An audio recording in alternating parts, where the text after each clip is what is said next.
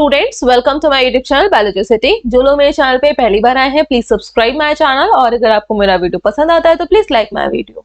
हम लोग स्टडी कर रहे हैं क्लास 11th का chapter cell cycle and cell division. इस चैप्टर के हमारे 2 लेक्चर्स कंप्लीट हो चुके हैं, जिसमें हम लोग ने सेल साइकिल के इंटरफेस को and mitosis type of cell division को स्टडी किया था। जिन्होंने अभी तक वो लेक्चर्स नहीं देखे हैं, आप चैनल की प्लेलिस्ट में जाकर देख सकते हैं। प्लेलिस्ट का नाम है क्लास 11। इस प्लेलिस्ट में आपको सिर्फ क्लास 11th के चैप्टर्स के ही वीडियोस मिलेंगे, एज वेल एज इस वीडियो के डिस्क्रिप्शन बॉक्स में भी उन लेक्चर्स का लिंक दिया गया है। आज के लेक्चर में हम लोग meiosis type of cell division को स्टडी करेंगे। तो स्टार्ट करते हैं अपने टॉपिक से। मियोसिस या फिर इसका दूसरा नाम है रिडक्शन डिवीजन। इसको रिडक्शन डिवीजन क्यों बोल रहे हैं?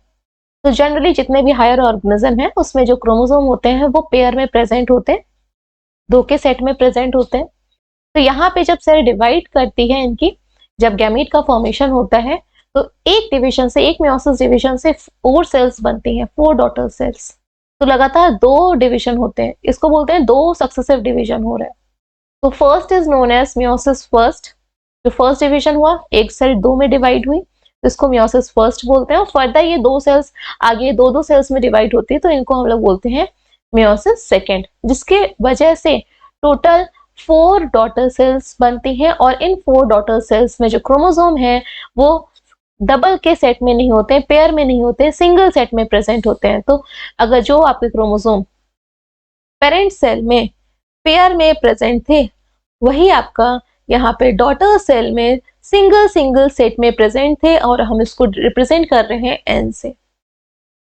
That's why we called it as a reduction division, क्योंकि यहाँ पे क्रोमोसोम की जो पेयरिंग थी वो रिड्यूस हो गई है, सिंगल सेट में क्रोमोसोम आए हैं। रीड कर लेते हैं कंटेंट को। Every organism has a fixed number of chromosome। हर एक ऑर्गेनिज्म का जो क्रोमोसोम नंबर है फिक्स है, डीएनए का कंटेंट फिक्स है। If the egg and sperm had the same number of chromosome as the vegetative cell, the fertilized egg of each generation would contain twice as many as chromosome as the nuclei of preceding generation। ये क्या बोल रहा है देखिएगा। ये आपकी एक parent cell है, ये सपोज ये जाइगोट वाली सेल है। जाइगोट जस्ट अभी फॉर्म हुआ है, इससे पूरा का पूरा ऑर्गेनिज्म बनेगा। ये ऑर्गेनिज्म सपोज मेल है, सिमिलरली एक और जाइगोट है कंसीडर कर रहे हैं, इसमें भी आपके सेट्स पेयर में प्रेजेंट है। ये जो ऑर्गेनिज्म बन रहा है ये फीमेल बन रही है।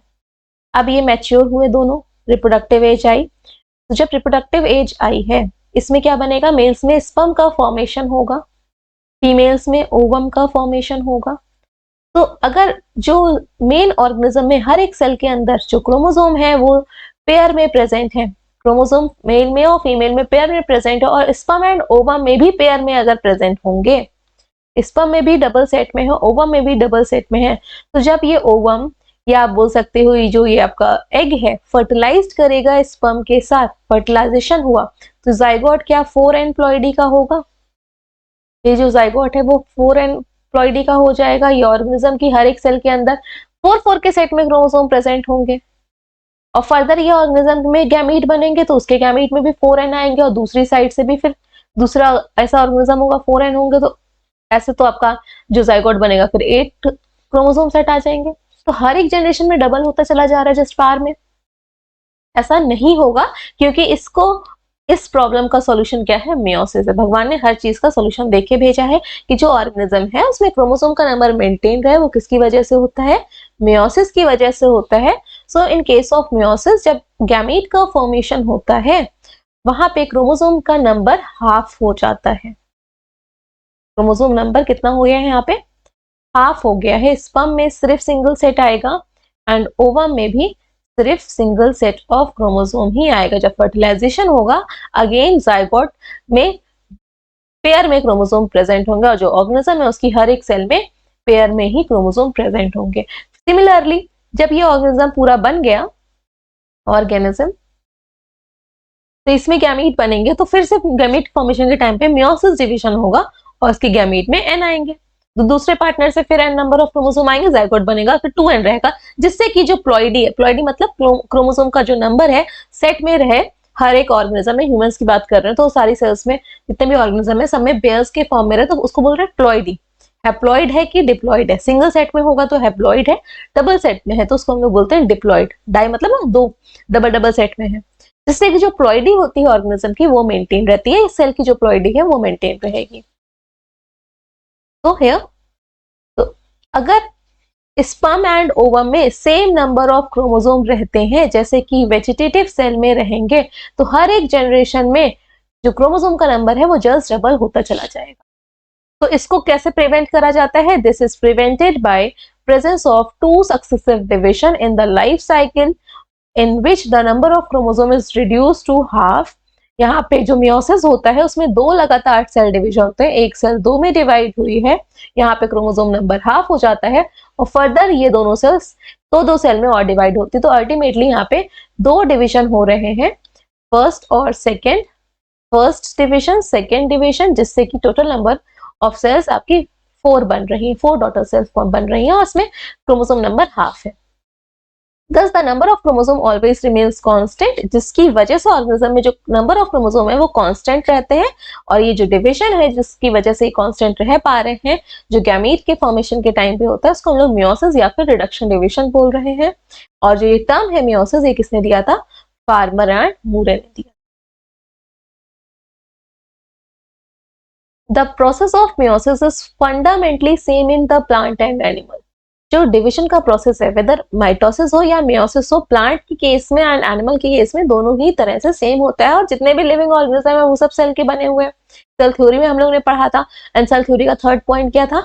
All cells arises from pre existing cells. तो सेल डिवाइड हो रही है तो यही दो मेनली प्रोसेस है, माइटोसिस एंड मियोसिस। सब में एक जैसे ही होंगे सारे ऑर्गेनिज्म में जब सेल डिवाइड करेगी, बट डिपेंड करता है कौन से सेल टाइप है, तो वहां पे माइटोसिस होगा कि या फिर meiosis होगा।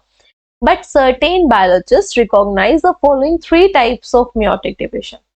meiosis सबका सेम होता है, लेकिन कुछ बायोलॉजिस्ट आए उन्होंने 3 टाइप का meiotic division देखा according to their occurrence at different stages of the life of an organism. यहाँ पे ऑर्गेनिज्म जो अगर जिन्होंने पहली यूनिट पढ़ी होगी तो वहां पे डिवीजन करा गया था जितने भी लिविंग ऑर्गेनिज्म 5 किंगडम में, 5 किंगडम का फर्दर प्लांटी किंगडम में अलग अलग फाइलम और डिविजन प्लेस थे, और एनिमल में अलग अलग फाइलम थे, फंगस में थे, फंगी में थे। तो डिपेंड करता है कि जो मेन बॉडी है वो डिप्लॉइड है कि हैप्लॉइड है। अगर हैप्लॉइड होगी तब वहां पे मियोसिस अलग स्टेज में बनेगा, डिप्लॉइड है तो अलग स्टेज में बनेगा। तो कंटेंट को रीड करके ही समझ लेते हैं। पहला है गैमेटिक और टर्मिनल मियोसिस। सपोज ये ऑर्गेनिज्म है, जो भी ऑर्गेनिज्म है, प्लांट है या एनिमल है, प्लांट है या फिर एनिमल है, इन दोनों की जो मेन बॉडी है जिसकी हर एक सेल की बात कर रहे हैं, उसमें हर एक सेल में 2k सेट में क्रोमोसोम प्रेजेंट है, दैट मींस पेयर में प्रेजेंट है। तो जब गैमीट का फॉर्मेशन होगा तो वहां पे सिर्फ मियोटिक डिवीजन होगा। तो मियोटिक डिवीजन इसमें कब होगा? जब गैमीट का फॉर्मेशन होगा। गैमीट तो टर्मिनल स्टेज होगी वो गैमीट फॉर्मेशन में, गैमीट फॉर्मेशन के टाइम पे।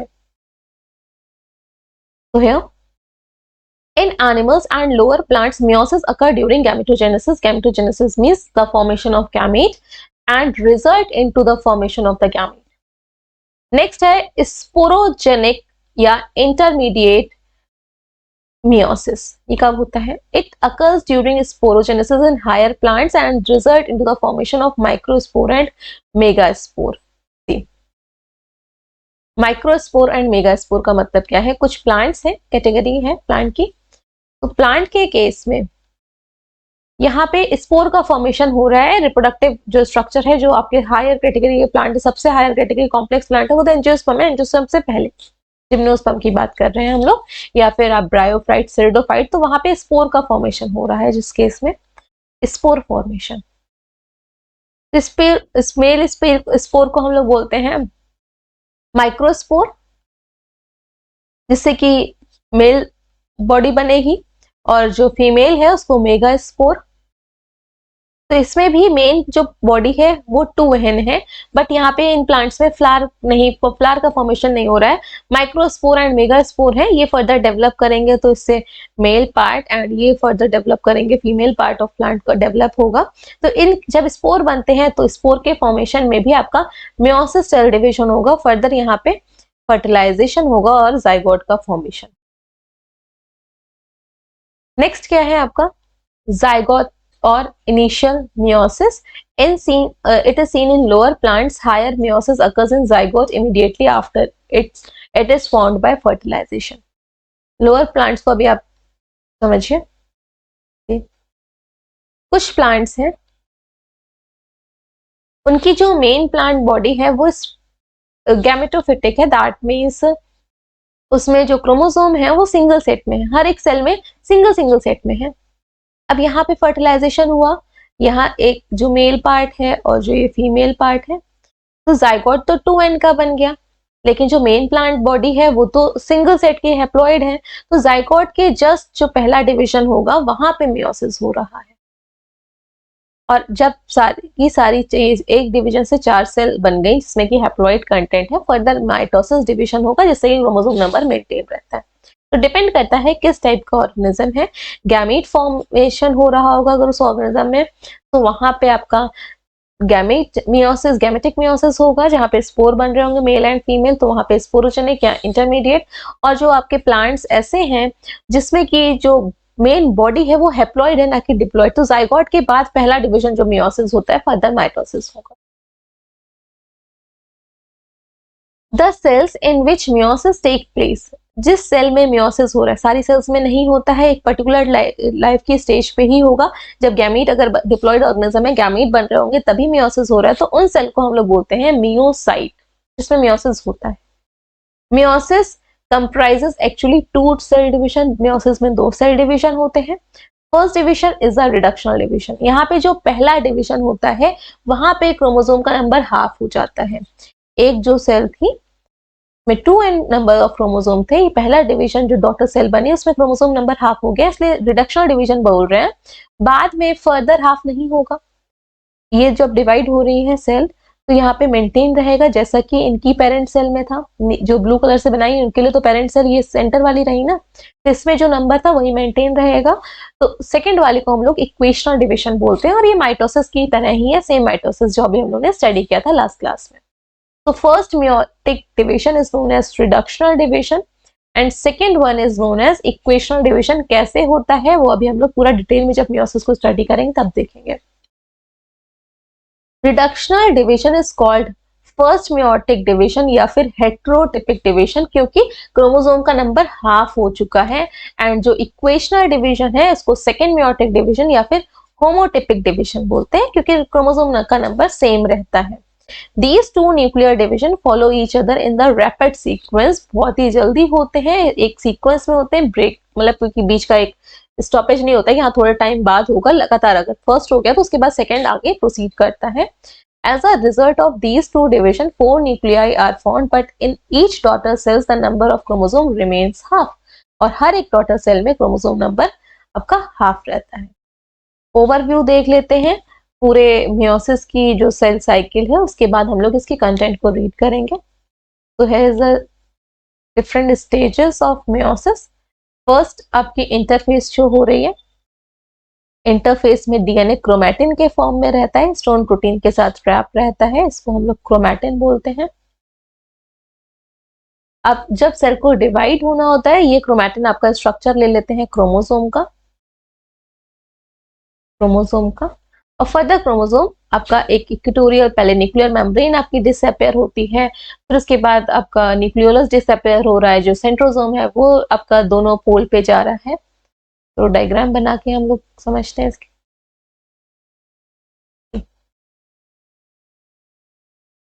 ये आपकी सेल है, इसके अंदर न्यूक्लियस प्रेजेंट है, इंटैक्ट है पूरा, और सेंट्रियोल है. जो डीएनए प्रेजेंट है वो किसके फॉर्म में प्रेजेंट है, इसमें क्रोमैटिन के फॉर्म में. Chromatin. This stage is known as interphase. Interphase में अगेन G1 फेज थी, S फेज थी, G2 फेज थी. तो G2 फेज में सेंट्रोसोम भी जो स्ट्रक्चर प्रेजेंट होता है जिसकी कोई मेम्ब्रेन नहीं होती, ये भी डुप्लीकेट हो जाता है. इसकी 2 कॉपीज बना देते हैं. डुप्लीकेट हो गया ये भी. अब इंटरफेस के बाद जो ये मियोसिस सेल डिवीजन हो रहा है, 2 सक्सेसिव सेल डिवीजन है, तो एक को हम पहले वाले को बोलते हैं मियोसिस फर्स्ट और सेकेंड वाले को बोलते हैं मियोसिस सेकेंड. तो अगेन सेम स्टेजेस के यहाँ पे भी नाम है. मियोसिस फर्स्ट में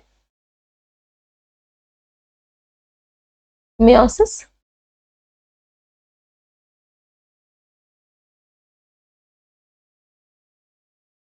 मियोसिस को हम लोग ने दो स्टेज में डिवाइड किया, meiosis first and meiosis second. तो मियोसिस फर्स्ट में भी वही सेम स्टेजेस है, पीमैट जो माइटोसिस में पढ़ा था, नाम prophase, metaphase, anaphase and telophase. बस यहाँ पे हम लोग prophase first, metaphase first, anaphase first and telophase first कर देते हैं। एंड सिमिलरली मियोसिस सेकेंड में भी सेम स्टेजेस है, prophase second, metaphase second, anaphase second and telophase second.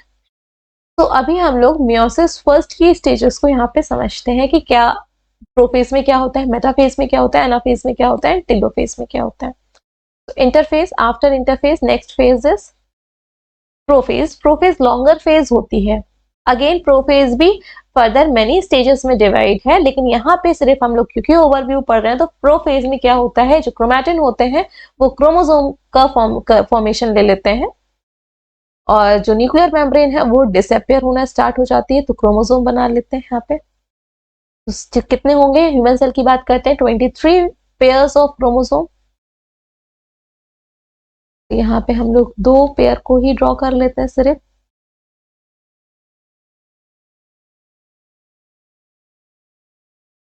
पड़े हुए और जो न्यूक्लियर मेम्ब्रेन है वो डिसअपियर होने लगी है और लास्ट जैसे जैसे प्रोफेज खत्म होती है न्यूक्लियर मेम्ब्रेन पूरी तरह से डिसअपियर हो जाती है और जो सेंट्रोसोम्स है वो अपोजिट पोल पे माइग्रेट करना स्टार्ट कर जाते हैं, अपोजिट पोल पे। तो ये दिस इज प्रोफेज। प्रोफेज के बाद जितने भी क्रोमोसोम है, इसी प्रोफेज में एक और इंपॉर्टेंट फीचर है जो मियोसिस में होता है। माइटोसिस के केस में जो क्रोमोसोम थे उनकी पेयरिंग नहीं होती थी। माइटोसिस में जो क्रोमोसोम थे जो पेयर में प्रेजेंट थे लेकिन पेयरिंग नहीं होती थी, 46 के 46 रैंडमली डिस्ट्रीब्यूटेड रहते थे पूरी सेल में, क्रोमोसोम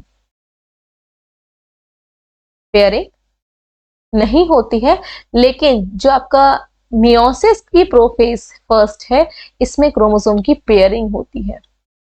क्रोमोसोम सारे के सारे पेयर में आ जाते हैं, जो पेयर एक जैसा होगा। सपोज किसी का ये घर है, ठीक, इस घर में कीर्तन हो रहा है, कीर्तन हो रहा है, पूजा, कोई पूजा चल रही है, तो सबके चप्पल जो स्लीपर्स हैं वो बाहर पड़े हुए हैं। अब जब ऐसा कुछ होता है तो कायदे से बिल्कुल लाइन से तो अरेंज नहीं होते हैं, सबके सेट अलग अलग बने हुए होंगे। फिर घर के बच्चों को बोल दिया जाता है कि हाँ सबको सही से लगा दो, पेयर में लगाते हैं। या किसी का लेफ्ट जो है, लेफ्ट पीस है फुटवेयर का, वो किसी के राइट पेयर पीस के साथ लगा रहे हैं, जो एक जैसे दिख रहे होते हैं उनकी पेयरिंग होती है, जो एक से जैसे दिख रहे होते हैं। तो सिमिलरली जो ये क्रोमोसोम है ना, एक जैसे वाले ही पेयर में आएंगे और इन क्रोमोसोम को हम लोग बोलते हैं homologous chromosome. We call them as homologous chromosome. Homo क्यों बोल रहा है, एक जैसे, लोगस मतलब क्योंकि डीएनए के सेगमेंट जिसके पास कोई इंफॉर्मेशन होती है, जीन्स, उनको जीन्स बोलते हैं। तो क्रोमोसोम जिसके ऊपर सेम जीन सेम लोकेशन में प्रेजेंट है, हर एक क्रोमोसोम के ऊपर एक जैसे जीन्स नहीं होंगे। एक क्रोमोसोम का पेयर है, एक में अगर ये पेयर है, सपोज एक ये क्रोमोसोम है का जो सेंट्रोमियर है इसी जगह पे प्रेजेंट है, दोनों के एक जैसे ही है।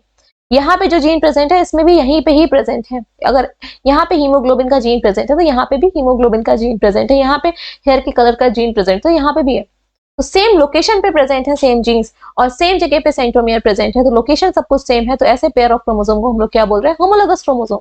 तो ये पेयरिंग में आ जाते हैं प्रोफेज फर्स्ट में।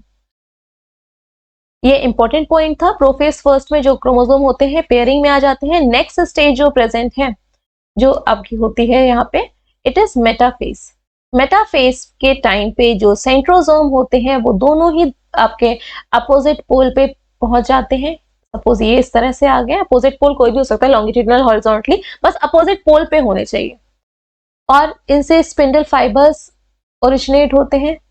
स्पिंडल फाइबर से अटैच्ड कौन होते हैं, स्पिंडल फाइबर से सेंट्रोमियर ऑफ क्रोमोसोम, जो क्रोमोसोम का सेंट्रोमियर होता है वो अटैच्ड होता है। तो यहाँ पे इस टाइप ऑफ सेल डिविजन में, क्योंकि क्रोमोसोम आपके पेयर में थे, तो पेयर में ही इक्वेटोरियल प्लेट पे एक साथ सब लोग अरेंज हो जाते हैं। तो वहां पे 46 क्रोमोसोम, माइटोसिस के केस में 46 क्रोमोसोम इक्वेटोरियल प्लेट पे कलेक्ट होते हैं, अरेंज होते हैं, लेकिन यहाँ पे 23 पेयर्स के फॉर्म में अरेंज होते हैं। ड्रॉ कर लेते हैं किस तरह से अरेंज होंगे। सपोज ये एक सेट था, एक को इस साइड बना लेते हैं, ये दूसरा सेट था, इसका दूसरा पेयर ब्लू कलर से ड्रॉ कर रहे हैं, इस वाले का दूसरा पेयर और इसका ये पेयर। तो यहाँ पे जो स्पिंडल फाइबर है, क्या दोनों पोल के से जो स्पिंडल फाइबर आ रहे हैं वो सेंट्रोमियर से अटैच्ड है?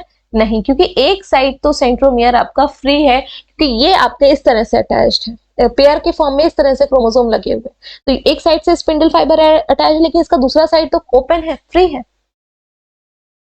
नेक्स्ट पेज पे देखिएगा, मेटाफेज की स्टेज को अगेन ड्रॉ कर रहे हैं। एक साइड हम मियोसिस की मेटाफेज को ड्रॉ करेंगे और एक साइड माइटोसिस की। लेफ्ट हैंड साइड मियोसिस की है और right hand side I am drawing the metaphase of mitosis. ये मियोसिस की मेटाफेज होगी, metaphase, and here mitosis metaphase.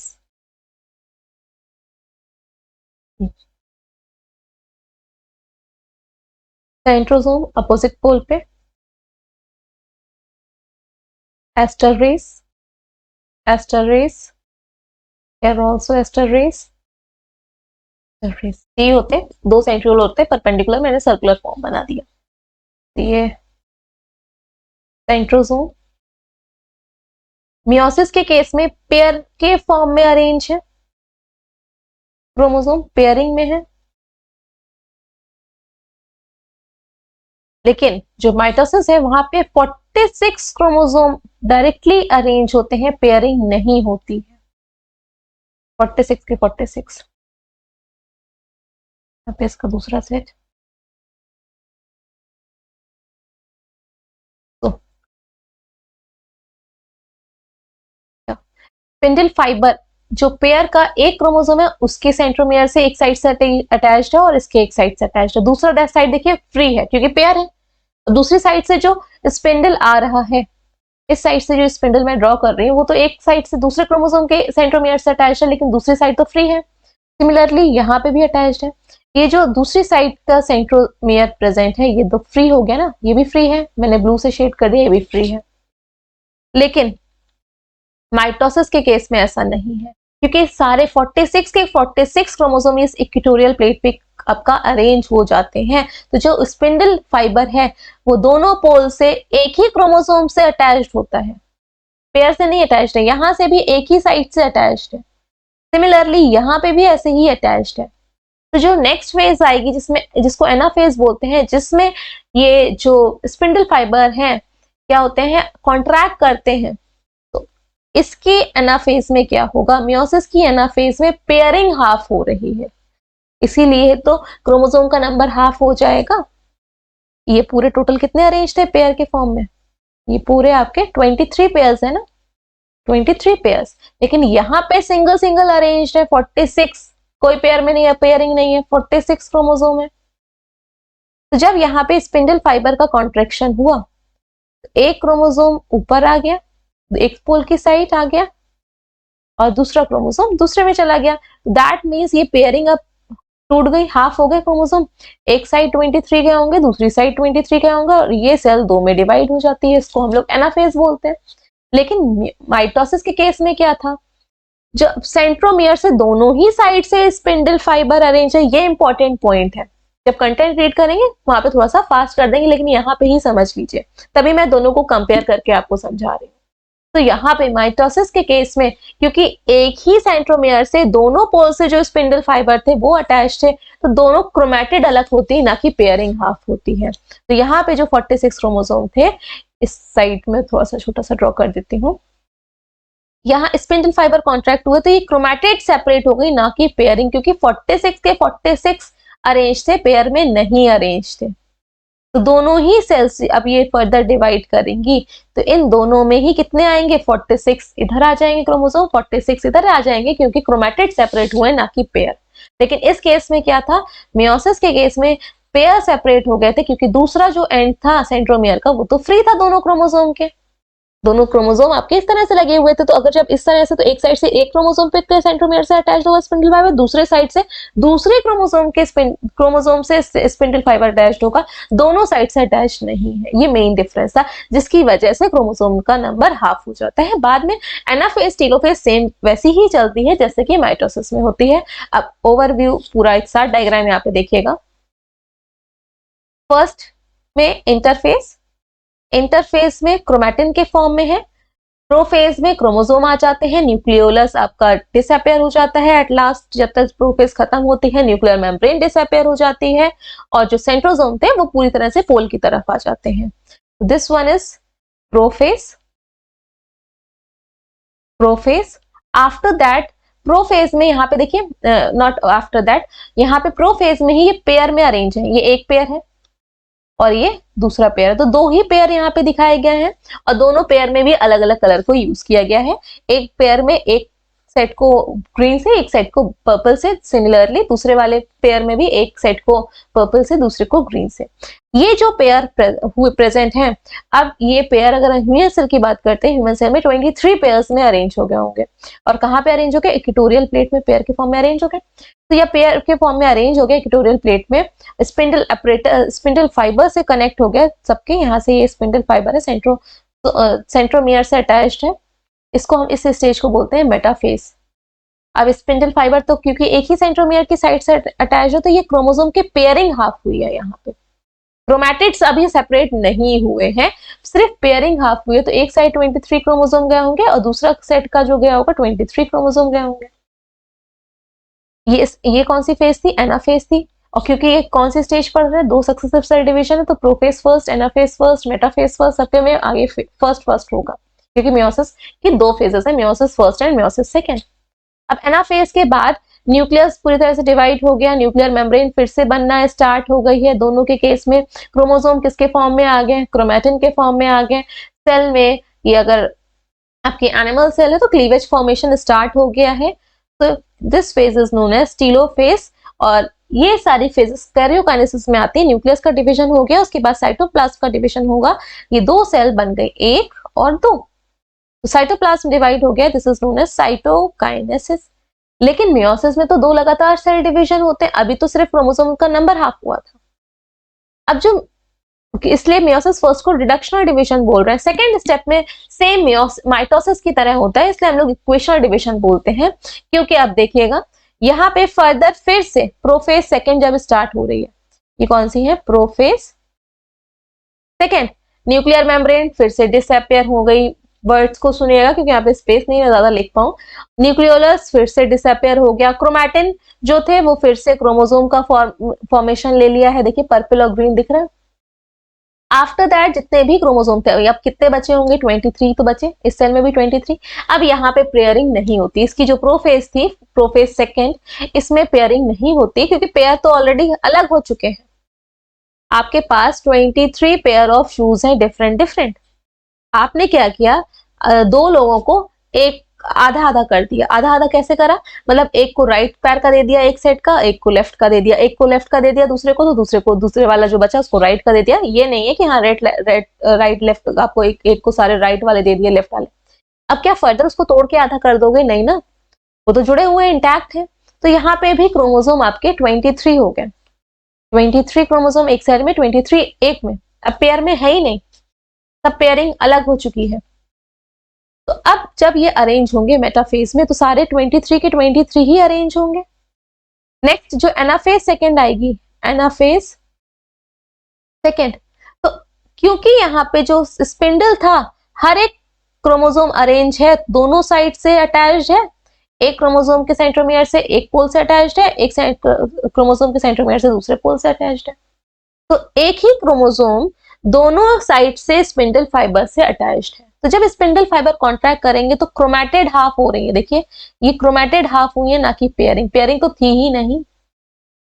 दो क्रोमैटिड होती हैं, दो सिस्टर क्रोमैटिड क्रोमोसोम के स्ट्रक्चर में। यहाँ पे ड्रॉ करके दिखाते हैं क्रोमोसोम का स्ट्रक्चर। क्रोमोसोम इंटरफेस में डीएनए का, इंटरफेस की एस फेज में डीएनए का अमाउंट डबल हो गया था, लेकिन क्रोमोसोम का तो नंबर डबल नहीं होता है, और जब क्रोमोसोम फॉर्म होते हैं तो एक इंफॉर्मेशन इसमें और 2 सेल बननी है, तो यहाँ से वो दूसरा ही स्ट्रक्चर अटैच होता है, 2 क्रोमेटिड हो गए और दोनों क्रोमेटिड के पास एक जैसी इंफॉर्मेशन थी, तो ये दोनों अब सेपरेट होती हैं, ये अलग हो गई इस तरह से। यहाँ पे डायग्राम में थोड़ा सा पास से देखिएगा, ये दोनों क्रोमेटिड्स सेपरेट हो चुकी हैं एनाफेज में, यहाँ पे सेपरेट हो गए और फिर टीलोफेज आई, टोटल आपकी 4 सेल बन गई टीलोफेज में। अगेन न्यूक्लियर मेम्ब्रेन का फॉर्मेशन, न्यूक्लियोलस का फॉर्मेशन, क्रोमोसोम क्रोमैटिन के फॉर्म में, just opposite of the prophase, this is telophase. और फिर एक सेल ये बनेगी, साइटोकाइनेसिस होगी, इसके बाद 2 cell, 3 cell, 4 cell, total 4 cell बन गए। आई होप समझ में आ गया होगी कैसे माइटोसिस मियोसिस माइटोसिस से डिफर है। यहाँ पे जो पहली प्रोफेज है और जो पहली मेटाफेज है, इसमें मेजर डिफरेंस है। प्रोफेज फर्स्ट में पेयरिंग होती है, प्रोफेज फर्स्ट में पेयरिंग होती है और मेटाफेज के टाइम पे क्रोमोसोम के पेयर सेपरेट होते हैं। बाकी जो मियोसिस सेकेंड है वो माइटोसिस की तरह ही रहती है। ये मियोसिस की सारी स्टेजेस का ओवरव्यू था। आज की क्लास में हम लोग सिर्फ इतना ही कवर करेंगे। नेक्स्ट क्लास में हम लोग मियोसिस की सारी स्टेजेस को डिटेल में कवर करेंगे अलोंग विद द कंटेंट।